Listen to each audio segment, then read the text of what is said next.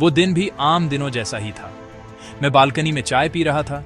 नीचे सड़क पर रोज की हलचल थी, बच्चे, गाड़ियां, कुत्ते बिल्ली की दौड़। अचानक सब कुछ थम गया, जैसे किसी ने दुनिया का पॉज बटन दबा दिया हो।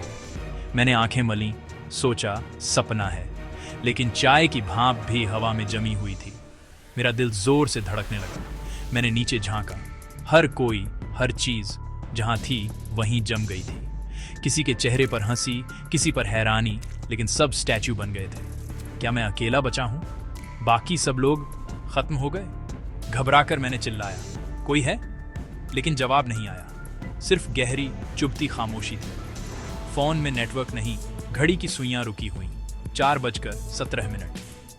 ऐसा लग रहा था जैसे समय ने खुद को रोक लिया हो। इस रुके हुए समय में सिर्फ मैं ही चल पा रहा था, डर और सवालों के साथ। कुछ देर तक मैं वहीं खड़ा रहा, दिमाग सुन्न था। फिर हिम्मत जुटाकर बाहर निकला। लिफ्ट बंद थी। सीढ़ियों से नीचे गया। बाहर पूरा शहर एक ठहरी हुई पेंटिंग जैसा था। ट्रैफिक पुलिस वाला सीटी बजाने को रुका था, लेकिन आवाज नहीं थी। मैंने गलियों में घूमना शुरू किया। हर जगह लोग, गाड़ियां, सब जमे हुए। एक पल को लगा, क्या मैं इस दुनिया का राजा बन गया हूं? लेकिन जल्दी ही समझ आया, इस आजादी का कोई मतलब नहीं। जब बात करने वाला कोई नहीं तो सब बेकार है। पार्क में बच्चे झूले पर अटके थे। बूढ़ा आदमी अखबार पढ़ते हुए जम गया था। उन्हें छूने पर अजीब सी ठंडक महसूस हुई। ये सब लोग जिंदा थे, बस समय ने उन्हें कैद कर लिया था। मैं घंटों भटकता रहा। बस एक सवाल, ऐसा क्यों हुआ? कोई जवाब नहीं, सिर्फ खामोश जमी हुई दुनिया थी। शाम ढलने लगी, लेकिन सूरज भी आसमान में अटका था। न दिन न रात, बस अजीब सी रोशनी। सुनसान सड़क पर चलते हुए मुझे हवा में हल्की थरथराहट और नीली बैंगनी रोशनी दिखी। मैं उस रोशनी की तरफ बढ़ा। पास जाकर देखा, हवा में एक पतली सी दरार थी, जिसमें से अजीब ऊर्जा निकल रही थी। दरार के अंदर धुंधले नजारे दिखे, चलती गाड़ियां, उड़ते पंछी, जैसे समय की फिल्म चल रही हो। समझ आ गया, यह समय की दरार है। शायद यहीं से सब रुका था। मुझे नहीं पता था छूने से क्या होगा। शायद मैं हमेशा के लिए फंस जाऊं या सब ठीक कर दूं।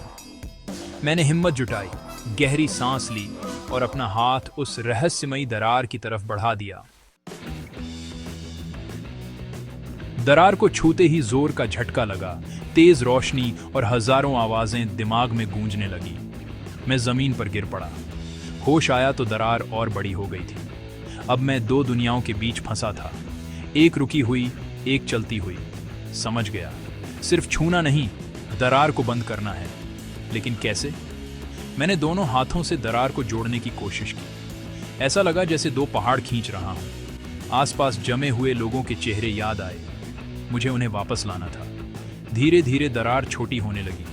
आवाजें कम हुईं, रोशनी धीमी पड़ी। तभी एक और झटका लगा। दरार मुझे अपनी तरफ खींचने लगी। मेरा आधा शरीर अंदर, आधा बाहर।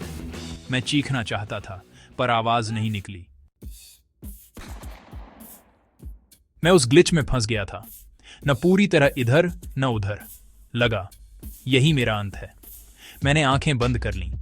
अचानक सब शांत हो गया। आंखें खोली तो फिर बालकनी में था, हाथ में चाय का कप, नीचे वहीं रोज की हलचल। सब कुछ नॉर्मल था। क्या वो सपना था? लेकिन कपड़े धूल में सने थे, हाथों पर खरोंचें थीं। फोन में नेटवर्क था, घड़ी में वही समय, 4:17। कई दिनों तक उलझन में रहा। किसी को बता भी नहीं सकता था।